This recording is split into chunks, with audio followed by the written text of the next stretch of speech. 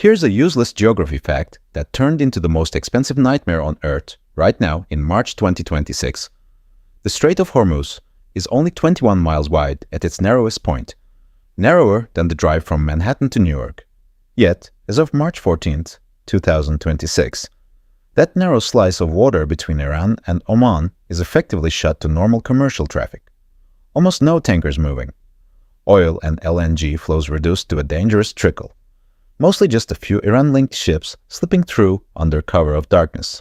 And because roughly 20% of the planet's daily oil consumption, close to 20 million barrels before the crisis, used to pass right through this one corridor. Your next fill-up at the pump, your heating costs, airline tickets, the price of plastics, fertilizers, everything from food packaging to car parts, is already surging hard. The map never lies. And it's been flashing red, louder than any news alert for weeks. Let's zoom out on the globe and look in exactly where we are. The Persian Gulf sits like a sealed bathtub, with only one drain to the open sea. That drain is the Strait of Hormuz, linking it to the Gulf of Oman, then the Arabian Sea, and beyond. Before late February 2026, around 20 million barrels of crude and petroleum products flowed through every single day. That equals 20% of global oil consumption, 27% of all seaborne oil trade, and about 20% of world LNG exports. 89% of that oil headed straight to Asia, China alone importing 10 million barrels daily, with 70% crossing Hormuz.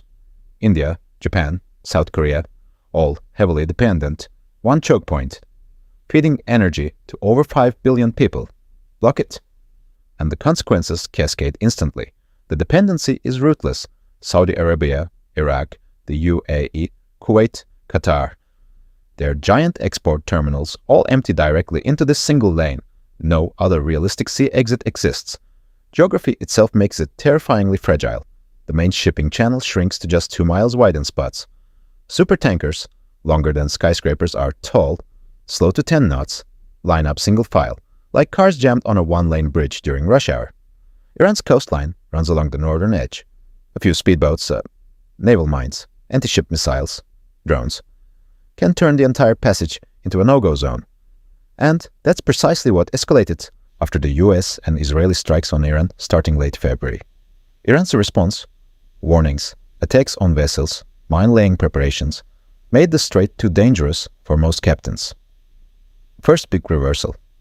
This isn't just about a distant conflict anymore. The real threat was always the flow stopping, and it has stopped for commercial shipping. Tanker traffic dropped to near zero within days. Major carriers, Maersk, MSC, Hapag-Lloyd, CMA CGM, suspended every Gulf booking. Lloyd's of London and other insurers cancelled war risk coverage almost overnight. No insurance, no responsible owner who lets a ship transit. Refineries worldwide operate on just-in-time inventories, typically 2 to 3 weeks of crude on hand. When the tap shuts this hard, those buffers drain fast. Prices don't creep up, they explode. Second reversal, alternate routes are nowhere near enough. Saudi Arabia's east-west pipeline to the Red Sea tops out at about 5 million barrels a day. The UAE has a smaller bypass. Combined alternate capacity, 5 to 6 million barrels at best on a good day. That leaves 14 to 15 million barrels trapped inside the Gulf, building up in storage tanks that are already brimming after 10-plus days of blocked exports. Rerouting around Africa's Cape of Good Hope adds 21 extra sailing days. $4 to $6 million more in fuel per voyage alone. That bypass cost is now locked into every barrel price worldwide. Brent crude jumped from pre-crisis levels to over $100 within days, hitting around $103 to $104 as of March 13th. A 30 to 50% surge in under 2 weeks. And the climb isn't over. Asia is taking the hardest hit. China imports 10 million barrels daily. 70% used to come through Hormuz. India, similar exposure. Japan and South Korea. Almost no quick domestic alternatives. Factories are already cutting shifts to conserve fuel. Airlines are hedging jet fuel at unprecedented rates. Indian farmers watch urea fertilizer prices, with 20% of global supply transiting the Strait, rocket upward. Plastics production slows. Power grids feel the strain from higher LNG costs.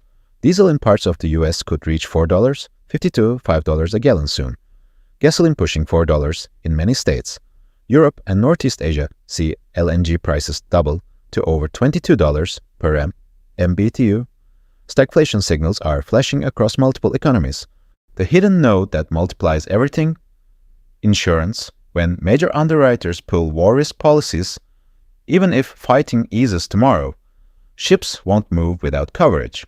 That one decision added billions in extra costs across supply chains overnight. Gulf producers have cut output by 10 million barrels or more per day to avoid overflowing storage. The IEA is proposing the largest ever strategic reserve release, 400 million barrels, to blunt the shock. But inventories won't last forever. 3 unbreakable constraints are crushing the system. Capacity: the Strait's 20 million barrel daily ceiling versus 5 to 6 million alternate max. Timing: just-in-time delivery leaves refineries with razor-thin buffers, now emptying rapidly. Geography of demand: Asia's overwhelming reliance on Gulf supplies. With few fast substitutes, 1 Strait, 3 constraints. Global price signals rewritten in days. So, what breaks first when the world's biggest oil artery stays blocked? That question hangs over every economy right now. Mid-roll pause here. But when we return, the second-order ripples are spreading fast. Factories dimming lights, shipping queues forming elsewhere, political pressure mounting in import-heavy nations. Back on the map, second-order effects accelerate daily. Gulf storage facilities full after prolonged no exports. Production cuts deepen. Diesel and gasoline prices climb in consuming countries. LNG shortages hit power and industry. The IEA's emergency release plan, 400 million barrels, signals how severe this is. Recession warnings rise. Political tensions build as costs pass to consumers. 3 futures ahead, ranked by disruption. Low disruption pad, diplomatic breakthrough within 30 days. Partial reopening with escorts. Prices ease toward $80 to $90. Market implied odds around 20 to 25%. Base case: central forecast from most analysts. Naval convoys allow 10 million barrels or so to recover. Price then stabilize between $90 and $110 through summer. A painful but manageable new normal. High disruption tail risk. Closure stretches into June or longer. Oil pushes past $130, possibly toward $150 or higher in panic. Global recession odds spike. Asia rations fuel, your cost really could double. Or worse. Your watch list: 5 key signals to track which path wins. 1. Daily tanker transits through Hormuz, still near zero for commercial vessels. 2. Brent crude daily closes, watch sustained breaks above 120. 3. U.S. Strategic Petroleum Reserve drawdowns, major releases shift probabilities. 4. China's import reroutes to non-Gulf sources, volumes reveal stress. 5. Gulf voyage insurance rates, if they remain extreme. Reopening stays impossible. One map summary: the Strait of Hormuz isn't just a passage, it's the planet's energy heartbeat. Right now, it's barely beating. Disclosure: the forecasting dashboard link in the description may be affiliated or owned by us, so we may benefit if you use it. This is educational analysis, not financial advice. Tomorrow we explore the debt fractures that could crack the next regime. But right now, if you want live probabilities on reopening dates, oil thresholds, or escalation risks, check Polymarket. Prediction markets price every scenario in real time. Stay curious, the map always reveals the truth first, and the next fault line is already visible.